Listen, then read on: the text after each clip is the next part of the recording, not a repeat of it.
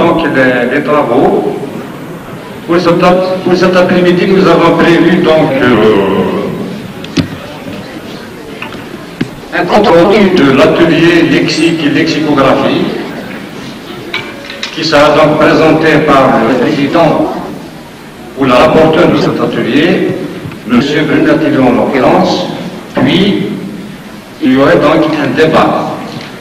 Un débat, donc, j'espère, qui sera très riche. J'appelle donc M. Bruno Tillon à présenter ça.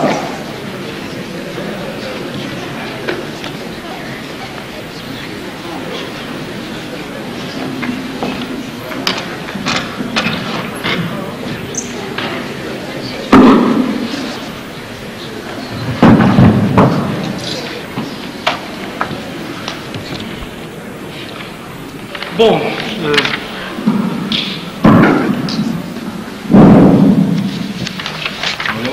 Azul encore. Azul. Bon, dans notre atelier, lexique et lexicographie, bon, pour commencer, il y a eu, comme tout le monde le sait, il y a eu des absences, donc vous avez le programme. On a dû renoncer aux deux premières communications qui étaient prévues, notamment une communication que j'aurais aimé écouter, un rapport sur une recherche, un projet de recherche sur une sorte de complément de dictionnaire de Jean-Marie Lallet. Ça m'intéresse particulièrement parce que moi aussi, j'ai pris mes notes de suppléments Lallet, et quelqu'un parmi vous le connaît. Et aussi, on a dû renoncer à la communication de Tilmatine sur le lexique berbère de plantes, sur on a entendu quand même parler d'une recherche sur le vocabulaire botanique berbère par Saliha Ismail. Elle est en train de faire une recherche surtout sur le parler actuel, si l'on veut, les recherches même sur le chant, tandis que la recherche de Tilmatine elle part de notre point de vue, c'est-à-dire Tilmatine est en train de réviser le côté berbère de traités de botanique entre guillemets arabes du Moyen-Âge, etc., qui sont vraiment, qui contiennent vraiment une quantité très importante de lexique berbère. Donc c'est deux côtés différents du champ sémantique. Puis il y a eu une communication de Moukhalfa Khamouch sur la toponymie, une recherche qu'il est en train de faire, et donc il nous a expliqué le développement, la façon de progresser, etc., les conclusions méthodologiques que l'on peut dégager de ce travail. Puis Gabriel Arous nous a parlé des institutions alternatives, les ressources qui existent, ce qu'on peut encore faire, etc.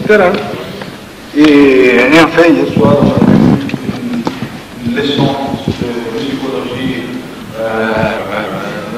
algérienne par Boumediene Schlech. C'était très intéressant. Le titre que vous voyez dans le programme, c'est en réalité un peu différent de l'argument présenté par le Schlech. Il y a eu un malentendu. Le titre exact, si vous voulez savoir, c'était lexique de la musique algérienne, approche terminologique, musicologique à musique d'Algérie. Si j'ai bien écrit le titre. De toute façon, c'est une recherche très intéressante parce que la musique ne parle pas une langue seule.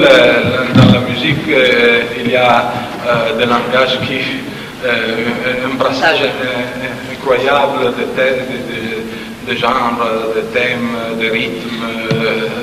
Donc il y a des musiques qui ont des mots, des paroles peut-être arabes, des rythmes berbères, etc. Moi, personnellement, je ne suis pas un musicologue, j'aime bien la musique, mais ça, je n'ai pas beaucoup de connaissances théoriques et j'ai beaucoup apprécié cette intervention qui nous a expliqué aussi c'est impensable de tracer des bornes, de tracer des frontières, de travailler seulement sur la terminologie berbère, sur la terminologie arabe, etc. Ça a été hier, tandis que ce matin on a travaillé surtout sur les... évidemment il y a eu un débat pour ce qui concerne les conclusions à présenter à la séance plénière. À ce propos-là, il y a eu en effet deux problèmes de type général, c'est-à-dire quel type de propositions peuvent sortir d'un atelier comme le nôtre et puis de colloques comme ça. Évidemment, en théorie, on pourrait donner de grandes indications de type général, etc. Mais il est difficile, on prévoit difficilement que tous les berbères de tous les pays du monde acceptent ce que cet atelier pouvait proposer, etc. Tandis que probablement ce qu'on peut proposer, c'est évidemment surtout dans les chants kabyles ou quand même du côté algérien de la majorité et surtout individuer des grands axes pour les recherches à faire, le type de travail qui serait souhaitable de faire et aussi éventuellement donner des propositions pour mémoire, pour les travaux de mémoire, de fin de licence et aussi de magistère pour orienter des recherches dans des domaines qu'on peut individuer. Donc on a fait un peu le point de ce champ de recherche. Il y avait une autre question générale qu'il faut souligner, c'est-à-dire, comme vous savez, il y a 3 ateliers. Le 3e atelier se superpose en quelque sorte un peu à l'atelier premier parce que, évidemment, la recherche sur le lexique dans un colloque sur l'aménagement n'a pas seulement le but de faire un recueil pour le mettre dans un livre et le fermer là-dedans et c'est fini, mais évidemment ça fait partie d'une recherche qui doit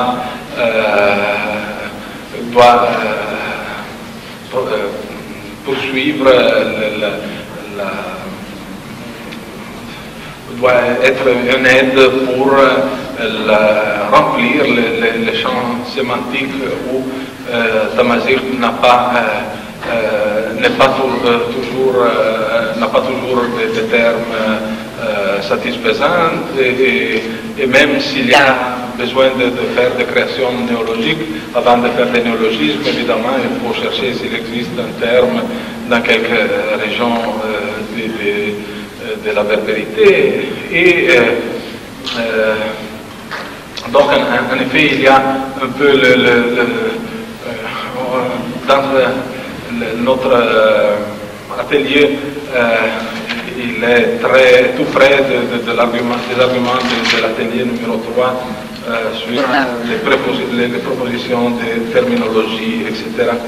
Et évidemment, nous, on s'est concentré sur l'aspect lexicologique, c'est-à-dire le relever ce qui existe, relever les données sur lesquelles on pourra se baser pour travailler, pour faire des propositions lexicales, donc dans le domaine de l'atelier 3. Ceci dit, bon, il y a eu plusieurs propositions. Par commencer, il y a des choses de type d'organisation générale qu'il est important d'essayer de, je ne sais pas si on pourra les atteindre, mais éventuellement, à mon avis, il serait important de réfléchir sur la possibilité de faire ça. Par exemple, une chose qui serait souhaitable serait d'avoir à disposition le maximum de dictionnaires, de lexiques, de matériel lexicographique déjà existant. En effet, ce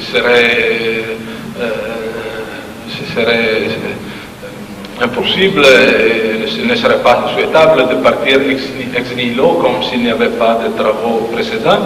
Il existe une grande quantité d'études depuis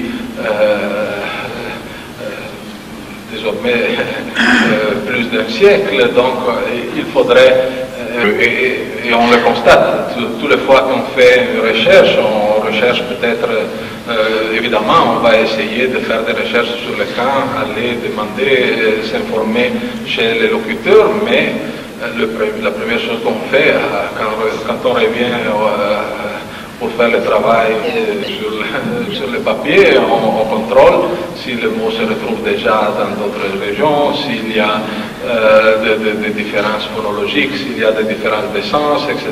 Donc il est indispensable d'avoir des outils lexicographiques. Et ces outils, en effet, existent, mais à présent sont encore très éparpillés. Et surtout ici à Dithmourt, en Algérie, il existe très peu de sources. Les bibliothèques des universités sont encore très mal placées dans ce sens-là. Et en effet, il faudrait essayer de dresser une sorte de centre lexicographique, un centre une sorte de répertoire de dictionnaires, de lexiques existants, un endroit où tout le monde sache que, actuellement, si on fait une recherche, on dit, bon, après je devrais contrôler le tel dictionnaire, et je devrais aller à l'université un tel, l'autre je dois aller à Paris, l'autre je dois aller je ne sais pas où, et en effet c'est très compliqué. Il faudrait savoir que dans un endroit il y a tout, alors on peut contrôler sans faire énormément de voyages. On se rend compte qu'en effet c'est un travail assez énorme, mais il serait souhaitable de parvenir à une situation comme ça, avoir un répertoire, un centre de collecte de matériaux lexicographiques existants. Et une autre chose de type comme ça général, en ce qui concerne l'organisation, c'est l'idée on a parlé d'un annuaire de chercheurs, je ne sais pas jusqu'à quel niveau il faut pousser la formalisation de ça, mais tout le monde sait qu'en effet, il arrive parfois que des chercheurs font connaître, disent, moi j'habite dans tel village, je m'intéresse de tel et tel, ou le lexique de mon village, ou bien le lexique de plantes, des animaux, des médicaments, je ne sais pas, dans telle région. Il y a des chercheurs ça et là, et parfois on a évoqué pendant le colloque qu'il y a, sur tel argument, il y a un tel, j'avais connu un tel qui est en train de faire ses recherches, etc., mais cela reste très informel, donc on risque d'oublier certains chercheurs. On a dit, ah oui, un tel fait ses recherches, on a carrément oublié de l'inviter, on a oublié de lui faire connaître qu'il y a le colloque, et c'est une perte en effet. Donc une autre chose qui serait souhaitable serait de faire une sorte d'annuaire de chercheurs, de personnes qui sont engagées en quelque forme la recherche, notamment lexicologique, mais évidemment on peut faire dans d'autres types de recherches. Et puis, bon, pour entrer dans le concret des propositions d'action, on a essayé de voir quels sont les champs déjà abordés, les champs qui sont moins abordés, les champs dans lesquels il est souhaitable de faire des recherches avec plus d'urgence. Donc il a fallu chercher des critères de priorité, établir des priorités, quels sont les champs dans lesquels il est important d'avoir des recherches lexicologiques, dans lesquelles il est important d'avoir élaboré des matériaux lexicaux.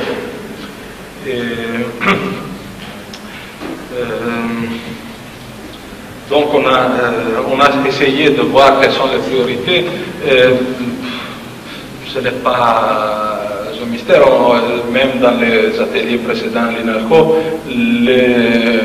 on avait dit, mais c'est resté encore un souhait, ce n'est pas encore réalisé, que le champ le plus urgent, c'est dans l'éducation. Évidemment, dans ces champs, c'est le champ dans lequel il est plus dramatique, il est plus urgent avoir disposé d'un lexique spécialisé, d'un lexique très spécifique, bien établi. Évidemment, cela a beaucoup à faire aux arguments, comme on disait, de l'atelier 3, mais on peut faire des choses même dans les champs,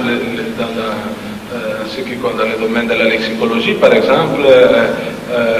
On a pensé que, par exemple, on pourrait essayer de faire des recherches sur l'éducation traditionnelle, peut-être dans les écoles traditionnelles, les OIVA, etc. Là-bas, c'est un champ dans lequel, en effet, à ma connaissance et en connaissance de ceux qui étaient dans l'atelier, il n'y a pas encore de recherche et on pourrait peut-être essayer de faire quelque chose. Les deux champs importants sont l'éducation et les médias, évidemment. Donc, il y a une série de domaines dans lesquels il est assez urgent de procéder à des enquêtes, des recherches lexicographiques. Par exemple, pour ce qui concerne les écoles, le corps humain, il y a déjà pas mal de matériel, mais il faudrait par exemple les systématiser et procéder éventuellement à de nouvelles recherches. La botanique, la faune et la flore en général. Il y a aussi par exemple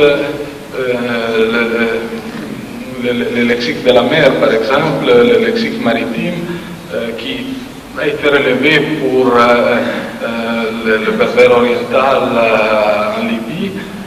Pour le Schlech aussi, il y a des relèves, mais quelque chose, mais tandis qu'il y a vraiment un vide à combler pour ce qui concerne la Kabylie maritime, la région de Bougie, etc. Donc, c'est une chose que l'on peut faire. Une autre chose, par exemple, la terminologie du temps atmosphérique, ça, apparemment, c'est un champ un peu secondaire. De toute façon, on a relevé que, par exemple, dans les médias, il est inévitable que, quand on parle du temps, des prévisions, etc., il y a tendance à... ceux qui le font sont d'habitude des citadins qui ne connaissent pas bien, qui ne maîtrisent pas la terminologie technique de temps atmosphérique, donc il y a tendance à traduire simplement des mots arabes ou français, etc., tandis que très vraisemblablement dans le parler usuel, il y a pas mal d'expressions, pas mal de termes qu'il serait important d'investiger d'une façon systématique. Et aussi, oui, un autre champ dans lequel on nous vient de parler d'une recherche en cours, mais on souhaite d'en faire davantage. C'est le domaine de la toponymie. En effet, on sait bien que, pas seulement en Algérie et dans toute l'Afrique du Nord, la toponymie a été fortement bouleversée par les Français, par l'arabe, etc. Donc, il y a sur les cartes, très souvent, il y a des noms, des toponymes qui sont des hybrides, de monstres, de mots qui n'existent que dans la tête de celui qui a fait la carte, et il faudrait faire des recherches. L'exemple de la recherche qui est en train d'être menée dans ce petit coin de la Kabylie a montré que, par exemple, les entrées, les termes qu'on trouve dans les cartes sont très souvent fautifs, sont insuffisamment, ils ne sont pas bien transcrits, ils se prêtent à des malentendus et sont très... de toute façon, ils sont très insatisfaisants, donc il faudrait augmenter, multiplier ces recherches parce que, comme on le dit, dans une recherche, dans un petit coin de Kabylie, on a trouvé énormément de termes et cela peut aider même pour, par exemple, pour expliquer beaucoup de mots sur la configuration physique des lieux, les rochers, la plaine, les différents types de pentes, etc. Donc, en effet, c'est un travail qui permettrait d'avancer beaucoup dans une terminologie dans ces champs. Et pour le futur encore, ça c'est moins urgent, il y a mais un autre champ dans lequel il serait souhaitable d'avoir dans un deuxième moment de recherche lexicologique. On a dit par exemple l'architecture traditionnelle, là-bas aussi il y a probablement la possibilité de retrouver pas mal de termes. Voilà, ça c'est pour ce qui concerne évidemment, ces recherches doivent être faites d'une façon le plus possible diversifiée, aussi par région, donc ne se concentrer pas dans une région, dans un point, mais élargi évidemment le plus possible et en privilégiant surtout les régions qui n'ont pas encore été enquêtées d'une façon satisfaisante, parce qu'en effet, comme tout le monde le sait, il y a des régions qui ont été déjà étudiées, mais il y en a énormément d'autres qui n'ont pas ou ont été très peu exploitées du point de vue lexicologique, et cela est regrettable. Tout le monde a des expériences probablement de découvrir dans un parler peu connu tel ou tel mot qu'on ne croyait pas existant en Kabylie ou comme ça. Et en effet, je crois que des recherches de ce type amèneraient pas mal de nouveautés, de surprises, etc. En ce qui concerne la méthodologie, on a parlé de ça aussi. Évidemment, on répète un peu ce qui sont les conseils méthodologiques traditionnels de la lexicographie, mais quand même, il faut en être conscient. La première chose, par exemple, c'est éviter les listes de mots. Un procédé ce que beaucoup de personnes reprochent à la Mawal, par exemple, c'est quand on fait une liste de mots, on donne peut-être aussi quelque chose qui est berbère, qui est mazir, mais ça, très souvent c'est aplati sur le mot français. C'est le mot que l'on prend comme élément de la liste qui marque l'essence, tandis qu'il faudrait bien connaître, pour bien connaître le mot, il ne suffit pas de donner une définition, il faut voir dans le contexte. Donc, il faudra multiplier dans les dictionnaires, dans les lexiques, dans les relevés lexicologiques, les expressions figées, par exemple, dans lesquelles tel ou tel mot, telle ou telle entrée lexicologique, tel ou tel lexème figure, parce que c'est ça qui permet d'apprécier les nuances, d'apprécier la valeur sémantique véritable d'un terme, plus que donner voilà, une étiquette, le nom tel, et voilà, et ça c'est fini. Donc il faut éviter les listes de mots. Évidemment, chaque lexème doit être analysé. Bon, ça fait partie de la recherche lexicologique. Donc il faut bien analyser une analyse morphosémantique, identifier les racines. Les racines permettent de recouper, d'avoir de faire des parallèles, de trouver. Parfois, en effet, il arrive qu'une racine qui est peu attestée dans une région est mieux attestée dans une autre, et cela aide à comprendre l'origine, le sens originaire des mots, etc. Et aussi bien, oui, l'analyse morphologique, donc les préfixes, les suffixes, les procédés morphologiques qui sont à leur tour seront exploitables pour de nouveaux, dans le cas de la néologie, etc. Évidemment, il faudra, dans toute enquête lexicologique, il est important de bien préciser le lieu où l'origine dialectale, le lieu de collecte du lexème, parce que cela aide beaucoup à comprendre la place des différents parlers, le parcours que des mots peuvent avoir fait, etc.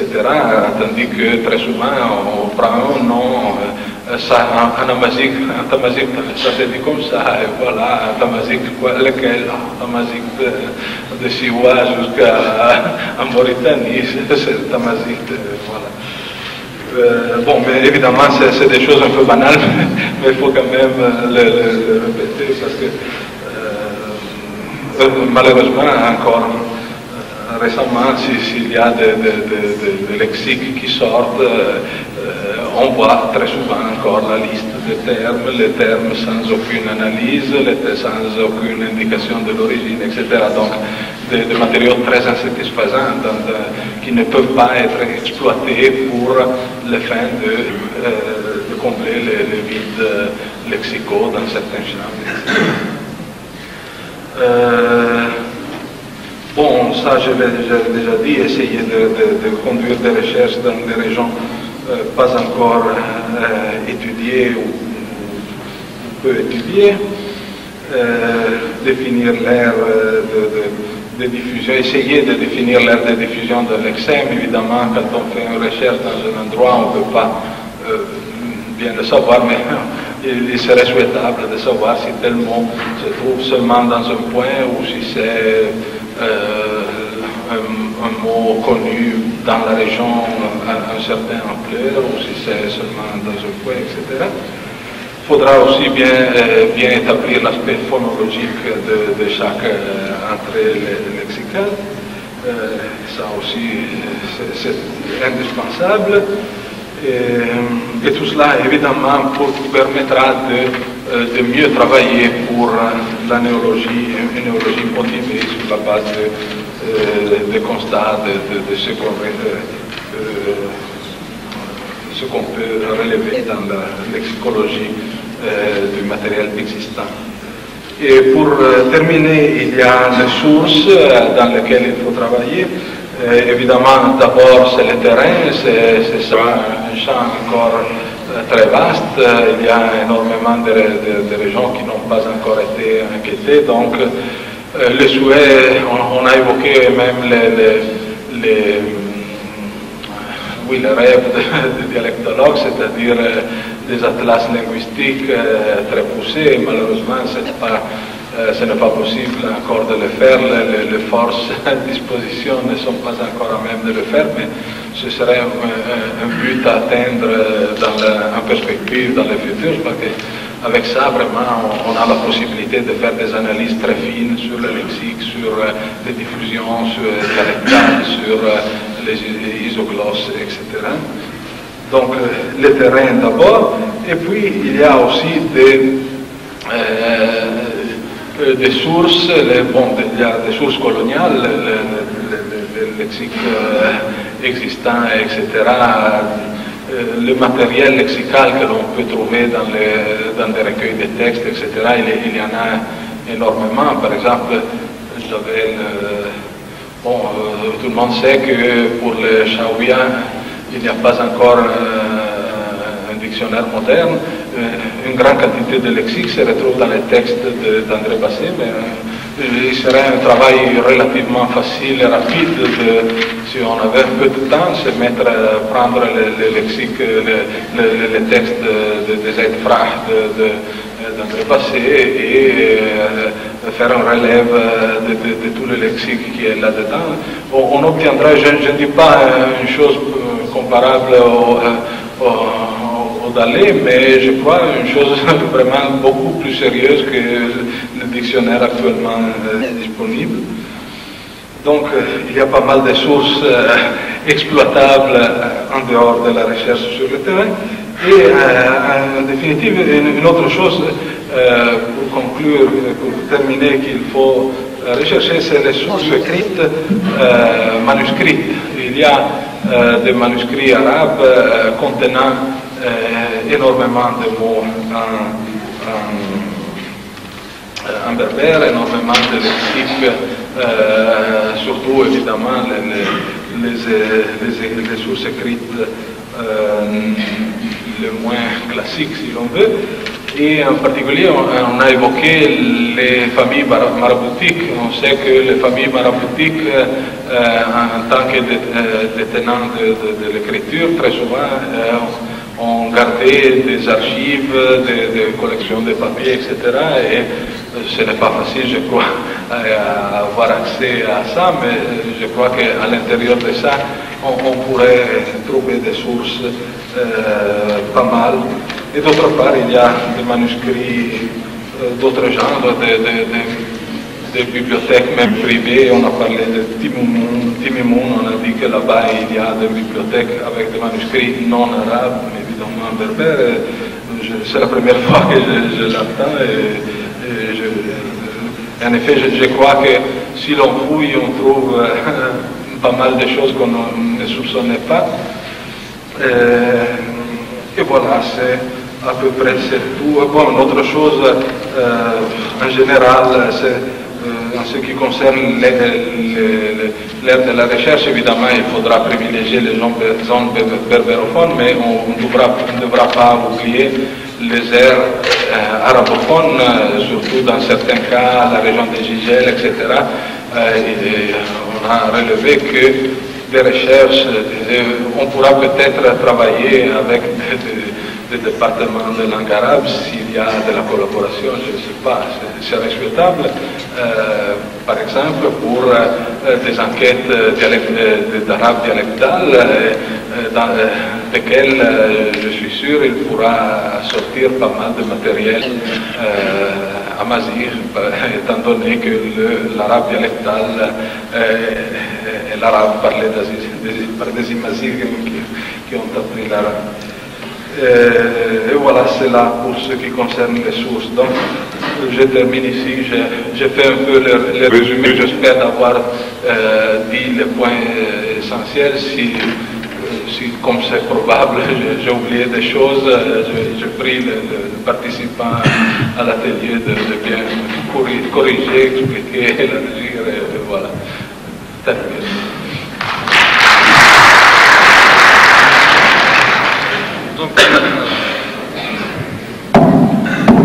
Nous remercions donc vivement M. Ringatini pour ce rapport très riche et synthétique. Donc nous passons maintenant au débat. nous allons ouvrir le débat tout de suite. Mais avant cela, je voudrais appeler donc l'ensemble des communicants de cet atelier à s'asseoir devant, ici donc à la première rangée, pour qu'on puisse donc ouvrir le débat et éventuellement donner des précisions s'il y en a.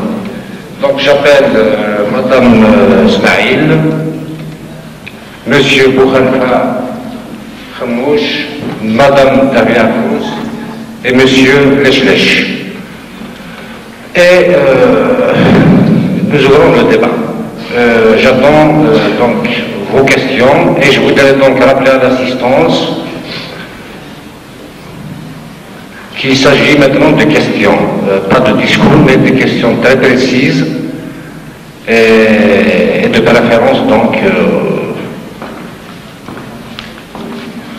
quelques questions pour donc donner à tout le monde le temps de poser ces questions.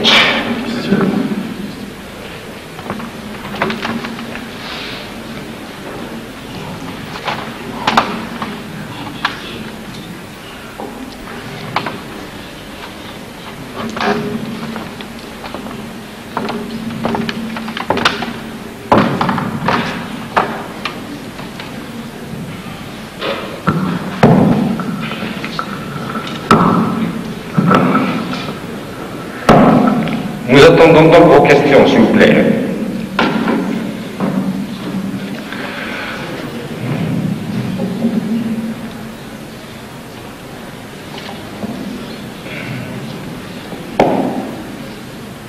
Le problème, bien la question que je voulais poser, c'est que quand un terme n'a pas de racine étrangère,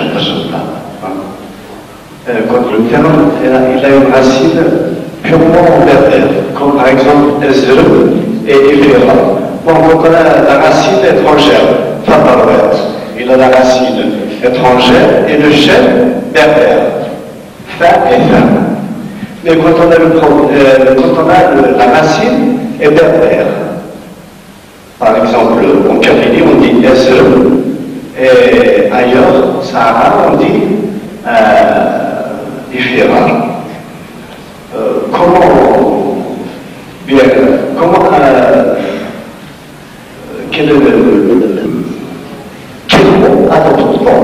Quel mot adoptons pour qu'il soit berbère?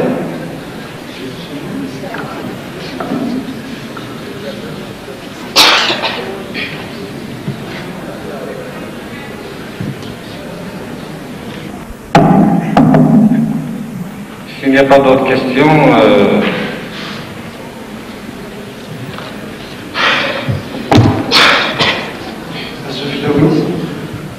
bon, il y a certains mots qu'on ignore de racine, ou bien de sens plutôt.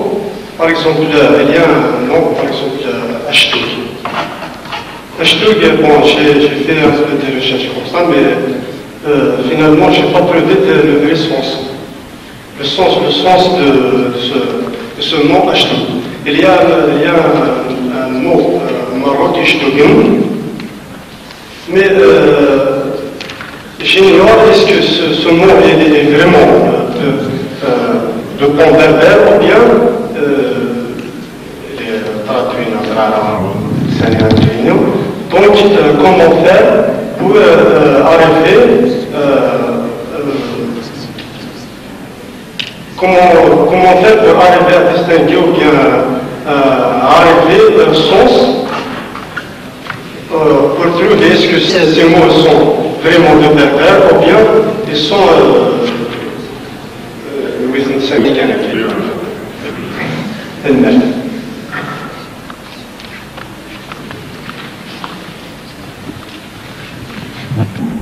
Bon, il y a deux questions jusqu'à présent.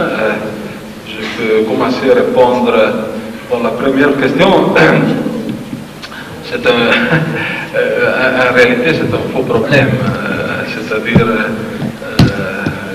quel mot choisir, quel mot rester. Évidemment, il ne s'agit pas d'adopter un mot. On en a parlé pas mal, je crois aussi dans la séance plénière, mais on en a parlé aussi dans l'atelier.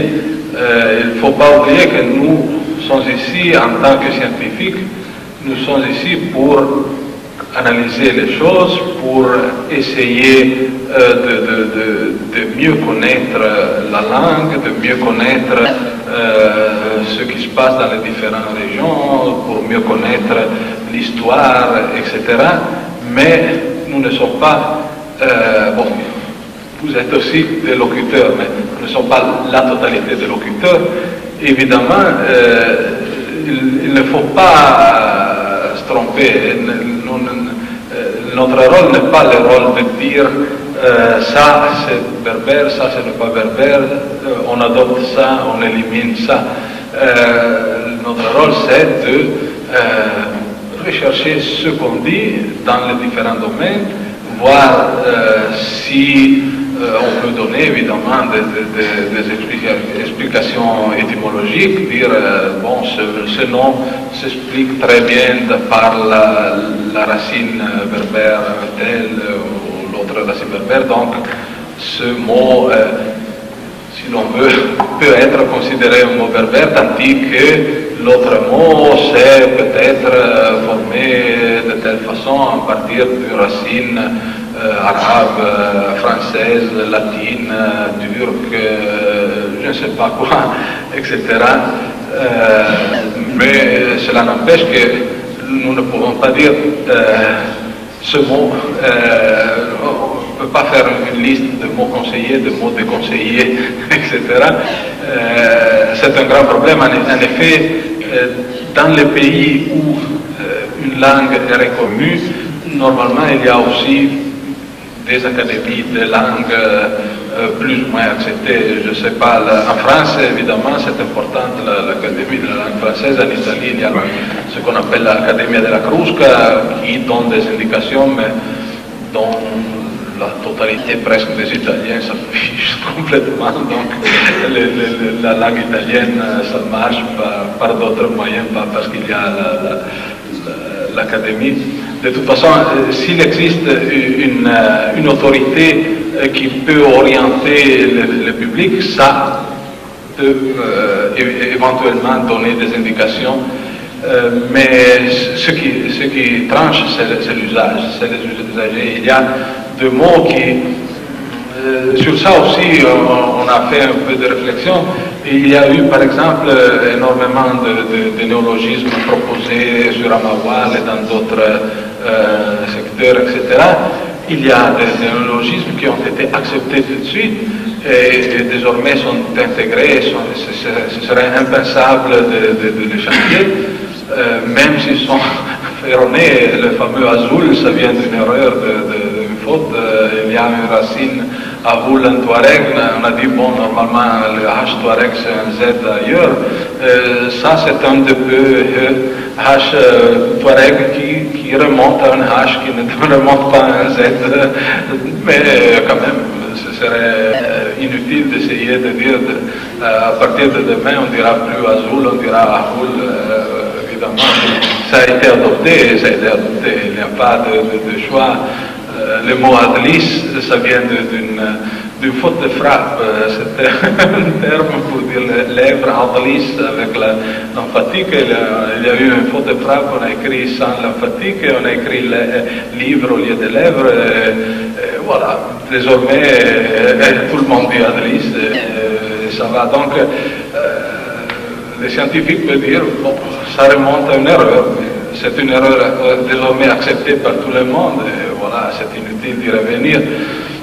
Il y a donc il y a énormément de néologismes qui sont déjà passés, mais il y a des néologismes qui apparemment étaient très bien faits, une racine véritablement berbère, une formation morphologiquement berbère, mais ils ne sont pas adoptés. Et sur ça aussi, c'est une réflexion qu'on faisait, ce n'était pas l'argument central de l'atelier, mais on a dit qu'il faudra effectivement faire des recherches même sur ça. Par exemple, prendre des listes des néologismes proposés et voir ce qui est passé, ce qui n'a pas été adopté, essayer de comprendre pourquoi cela n'a pas été adopté. Ça peut orienter, ça peut aider dans la formation éventuellement dans le futur des néologismes, pour voir ce qui ne marchait pas, ce qui n'a pas permis d'adopter un terme, et voilà. Donc notre rôle n'est pas de dire on fait ça, surtout en ce qui concerne la lexicologie, l'important c'est de ramasser la majeure quantité possible de données sur lesquelles on pourra raisonner, on pourra faire des articles, des études, de confectionner des dictionnaires, etc. Les auteurs pourront s'en servir ou pas, et les lecteurs, les auditeurs des chansons, etc., ils vont adopter ou ne vont pas adopter selon leur goût, évidemment. Donc, c'est vraiment une question absolument inutile de dire quoi adopter s'il y a un tel mot, tel autre mot. Probablement, les Kabyles continueront à dire Azrem et les autres continueront à dire Ifira, etc. Cela n'empêche que les deux sont des Mazires et voilà. L'autre question,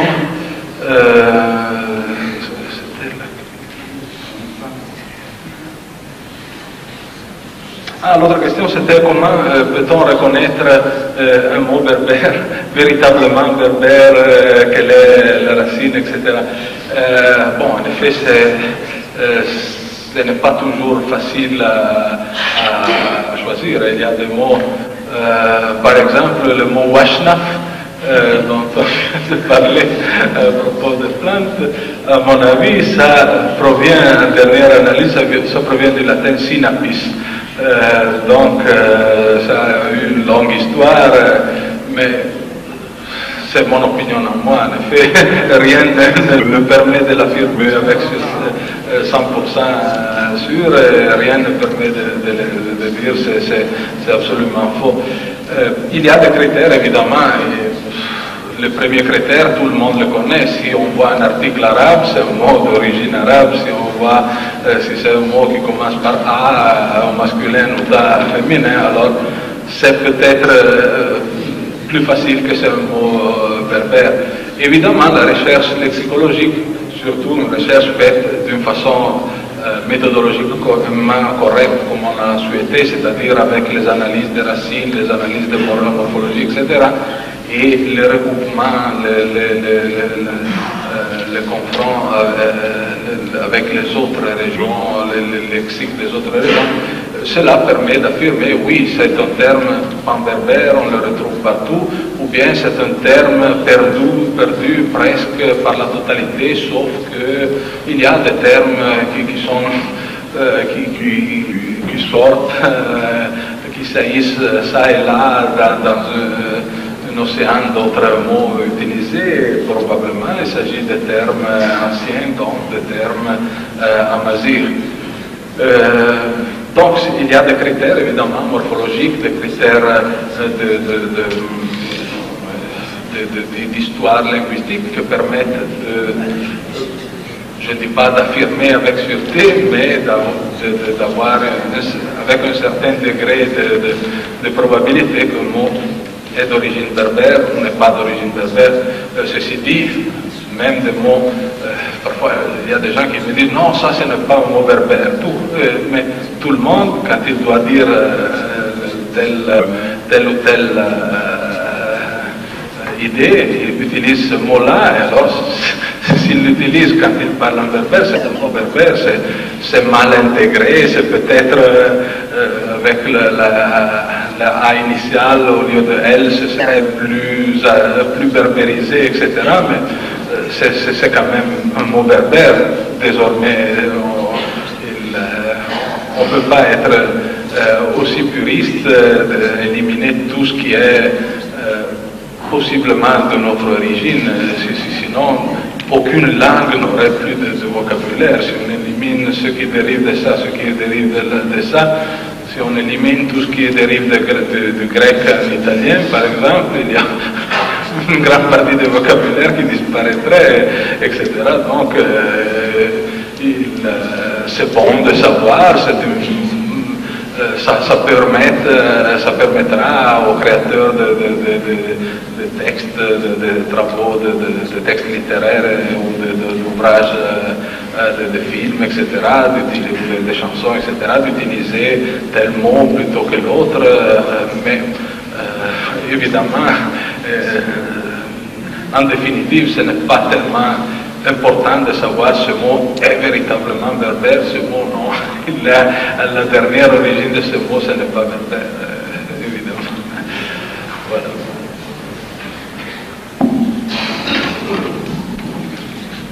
S'il y a encore des questions, oui.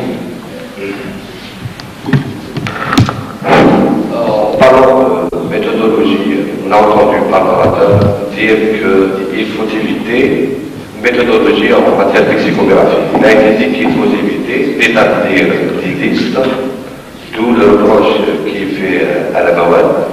On peut demander s'il est possible d'avoir des précisions sur cette autre approche, d'autant plus que la langue berbère n'existe pas, n'est pas régie par une forme écrite préétablie, qu'elle connaît une très forte variation, peut-être régionale ou autre. Merci.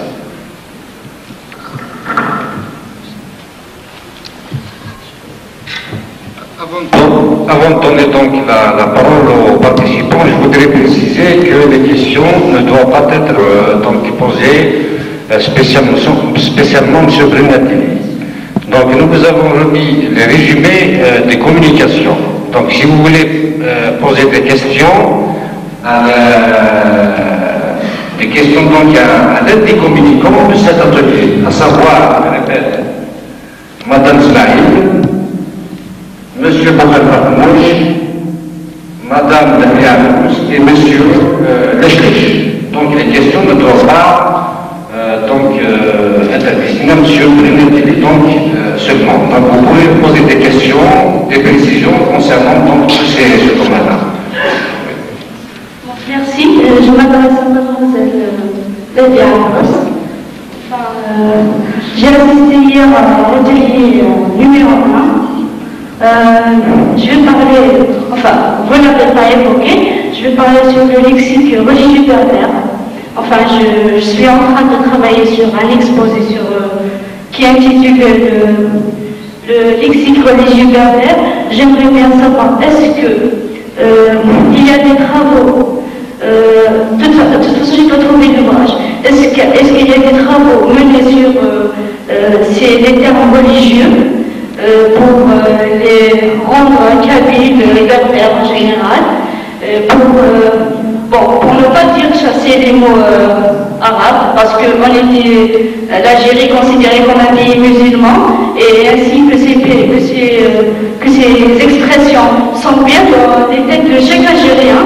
Est-ce qu'il y a des procédés, des méthodes pour garder ces termes, ces expressions chez nous, ou bien de traduire en quelque sorte ces termes en kabyle. De toute façon, chez moi, je ne trouve pas qu'un mot, on dit alhamdulillah, mais bravo bien. À part ça, on n'a pas d'autres expressions. Merci à vous.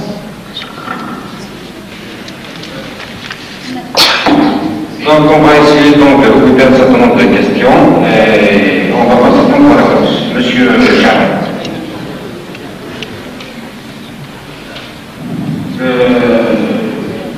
Je voudrais aussi demander aux intervenants d'être très concis, s'il vous plaît. Très bref. J'ai trois petits points à soulever. D'abord, je pose un problème de démarche dans le débat, si vous permettez. J'imagine et j'espère qu'à la fin des débats sur ce rapport d'atelier, qu'il va être demandé à l'assistance d'apporter les recommandations de l'atelier. Non, à partir de là, Donc, à partir de là, tout un chacun a le droit, évidemment, de faire d'autres propositions, de faire des recommandations, d'apporter des amendements aux propositions et aux recommandations faites. Donc, je pense, à mon avis, en matière de démarche dans les débats, quand on expose un travail d'atelier, on demande l'assistance, donc, de pas seulement poser des questions. Il peut y avoir des interrogations, il peut y avoir des questions, mais tout un chacun peut aussi faire des propositions, faire des recommandations et même apporter des amendements aux propositions faites. À mon avis, c'est ça. Hein? Donc, on n'est pas là seulement pour poser des questions. On peut faire des propositions en matière de recommandations et apporter des amendements. Parce que le rapport de l'atelier, c'est un rapport qui a été rédigé et préparé par l'atelier, mais ce ne sera pas seulement à la fin un rapport de l'atelier, ce sera un rapport de la table ronde. C'est tout le monde qui doit donc y participer. L'atelier n'a fait qu'elle a déjà commencé le travail. Donc ce sera un rapport du forum et non pas de l'atelier. Tout le monde doit apporter sa contribution à ce rapport. Ça, c'était le premier point. Deuxième point, moi je vais peut-être expliciter la première question posée par un enseignant de Tamazière.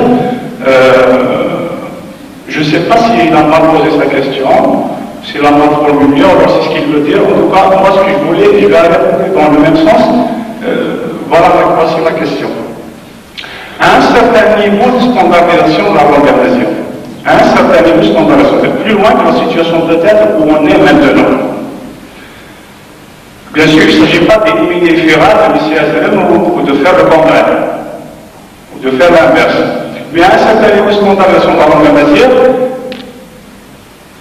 si on va, avec cette condition-là, si on va vers une koiné, et non pas vers plusieurs langues berbères, et non pas une langue berbère, si on va vers plusieurs variantes berbères, vers plusieurs dialectes régionaux, là, le problème ne se pose pas. On garde la FRA, on garde la ISM, et puis à partir de ces mots-là, dériver des noms d'action, des noms d'agents, etc. Mais si on va vers une koiné, une langue berbère, à un certain niveau de standardisation, c'est là que la question se pose. Est-ce qu'on gardera, bien sûr, quels critères on gardera ISM? Ou alors, par exemple, peut-être que c'est un mauvais exemple ici pour parler de dérivation après. Parce que يوجد تجربة عبد السودان عبد السوديس المناكين اسم الدجاج واسم النجاي etc. À partir de ce moment-là, est-ce qu'il faudra prendre des FIRA ou est-ce qu'il faudra garder AZERM pour ensuite tirer des dérivés? Je pense que c'est la question que je pose moi personnellement. Hein. Peut-être qu'on ne peut pas y répondre tout de suite parce qu'il faut être quand même à un certain niveau de standardisation pour répondre à la question. Troisième petit point. En matière de lexique, donc, le thème de cet atelier, nous savons tous que la base du lexique international, c'est la racine. C'est la racine dans un problème. Tous les dérivés, l'ism mungaï, l'ism lamiyaï, l'ism mungaï, l'ism ntigaï, etc., proviennent de la racine du mot. Donc à partir de là, je pense qu'on n'a pas trop insisté là-dessus. Hein. Dans le cas spécifique de Tamazière, on n'a pas trop insisté là-dessus. Il y a des recommandations quand même très intéressantes, mais à mon avis, elles sont un peu trop générales et ils n'ont pas apporté ce cas spécifique, cette situation spécifique à la langue amazigh, qui repose sur la racine, Azar, et tout vient de là. Je ne sais pas si ça a été dit, je ne sais pas, alors on m'a suivi, en tout cas je voulais insister là-dessus. Merci.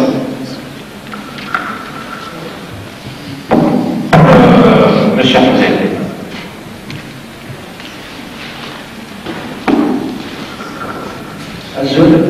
Moi, je voudrais juste apporter quelques précisions. Donc, ce n'est pas des questions, mais dans l'atelier d'hier, nous avons exposé, et il y avait donc des débats qui ont été assez fructueux, qui ont duré assez longtemps. Donc, il y a eu des questions qui ont été soulevées, et je vois que le rapport présenté par donc, la commission, l'atelier numéro 1, numéro 3, c'est ça. Donc oui, il s'attaque beaucoup plus à l'existant et beaucoup plus aussi à rassembler des éléments. Par contre, nous avons développé un certain nombre de techniques et un modèle d'élaboration de lexique. On a dit lexique spécialisé, mais en fait, il repose sur un noyau existant. Avant d'avoir des lexiques spécialisés proprement dit, il faudrait sonder toutes les capacités de la langue à travers tous ces parlers, à travers des enquêtes, des sources écrites, des sources donc inclus, les quelques extraits inclus dans les écrits arabes, les historiens et géographes arabes. Donc c'est à partir de là qu'on va générer le développement lui-même du lexique spécialisé.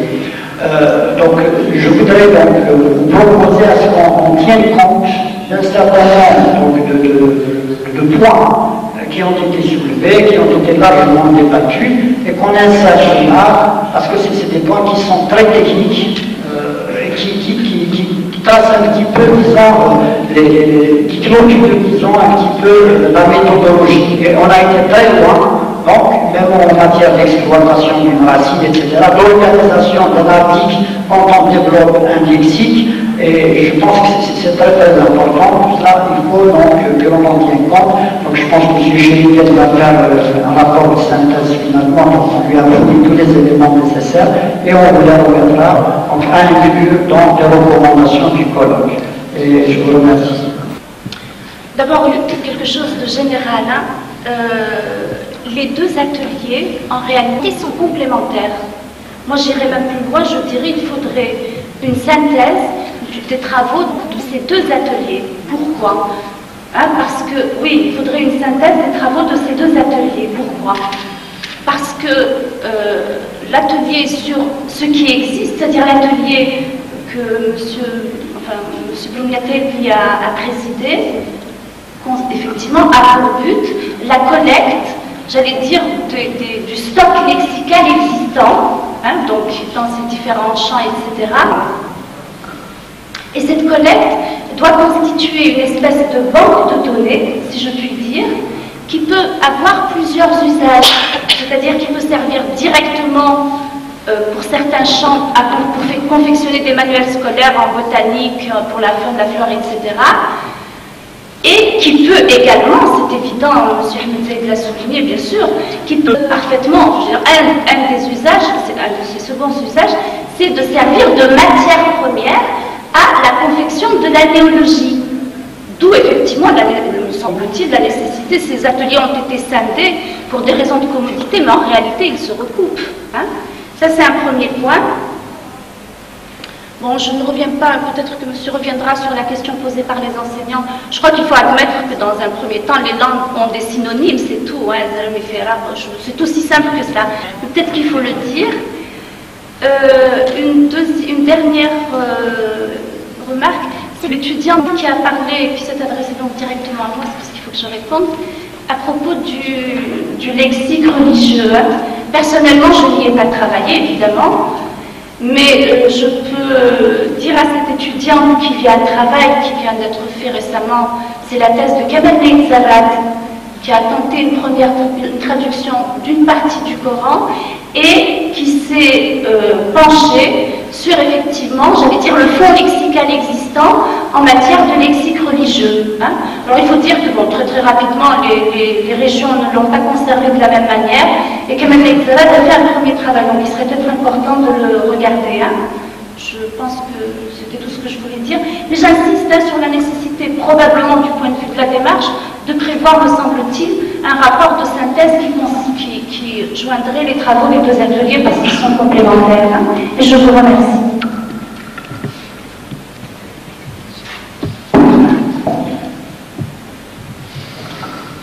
Donc, je porterai un complément de réponse à la première question, à savoir que on ne va pas pratiquer d'exclusion, on va prendre tous les synonymes, c'est naturel dans toutes les langues. Pour ce qui est d'un terme en berbère, si un mot se retrouve dans plusieurs paniers berbères, on dit qu'il est en berbère. Et un terme en berbère a moins de chances d'être un emprunt. Il est d'origine berbère. Pour ce qui est de la signification d'un mot opaque, je pense une étude étymologique. Par une étude étymologique, on avancera et on peut avancer les différentes significations possibles que peut avoir un tel mot. On ne dit pas, on ne va pas dire qu'on lui attribuera uniquement cette signification. On peut suggérer de lui donner plusieurs significations. Voilà. Ça a un sens, disons, une signification motivée, tributaire de la racine. Donc, je vais donner la parole à M. Chiligan pour nous faire un peu la synthèse de l'atelier 3. Je donne donc la parole à M. Prinatili pour donc un éventuel complément. Bon, plusieurs choses ont déjà été dites. Il y a une question à laquelle il n'y a pas encore une... Bon, j'avais déjà parlé de ça, mais on a demandé encore de précisions sur la question méthodologique d'éviter les listes de mots simplement ça. Pourquoi et si c'était possible de donner des exemples.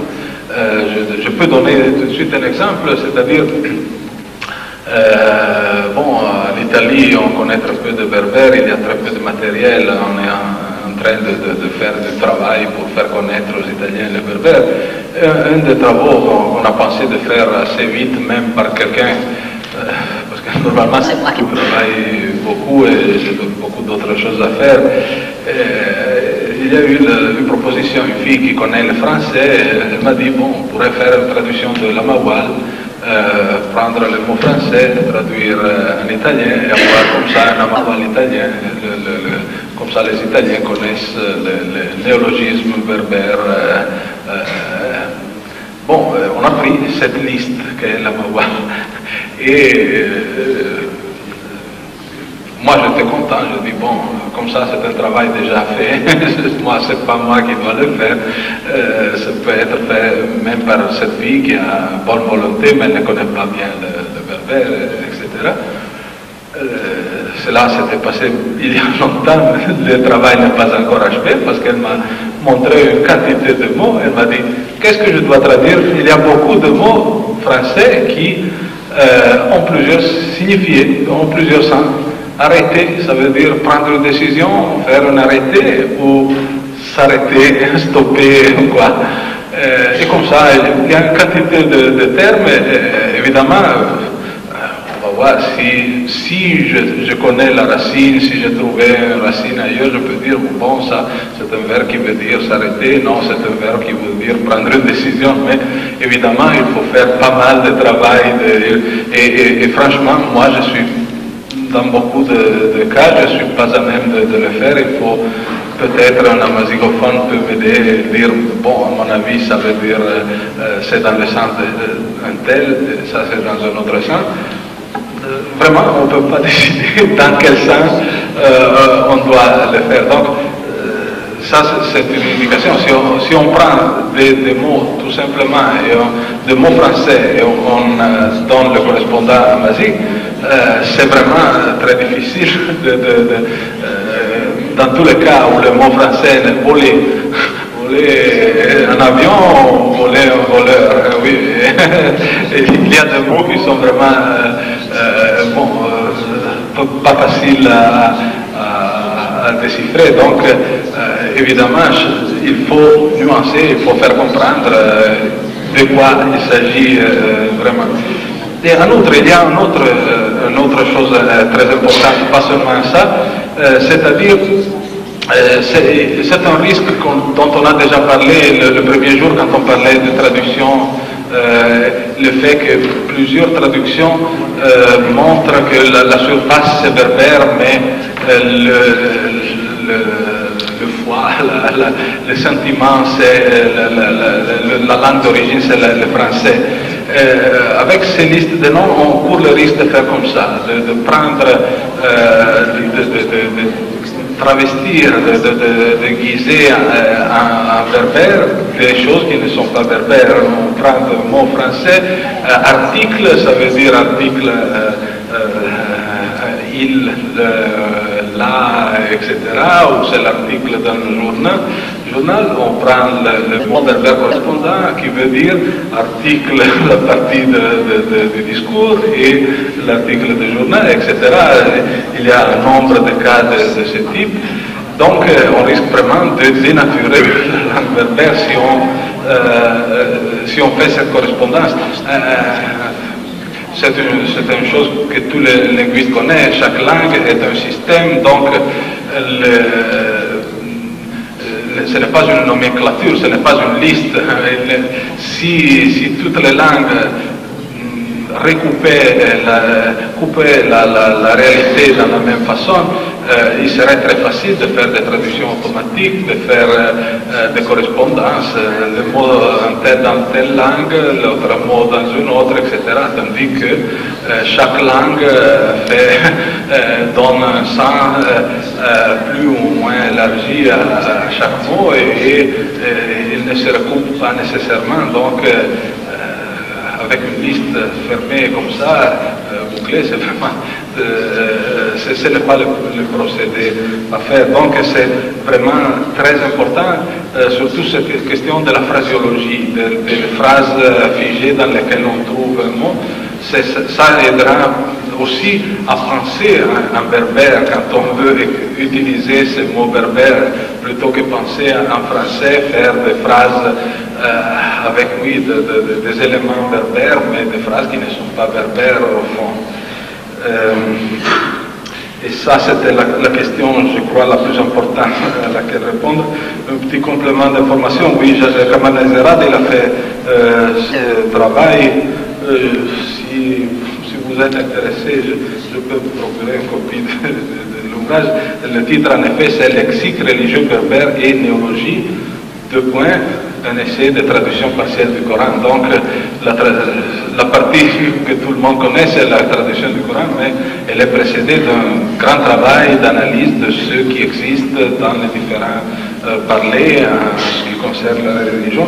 Il faut dire que, évidemment, on ne peut pas être exhaustif. Par exemple, dans mes études à Gerba, j'ai trouvé encore des termes de type religieux qui n'étaient pas classés dans cette étude. J'espère pouvoir ramasser un peu de choses et les publier, comme ça on pourra les connaître, sinon on pourra se communiquer directement ces données.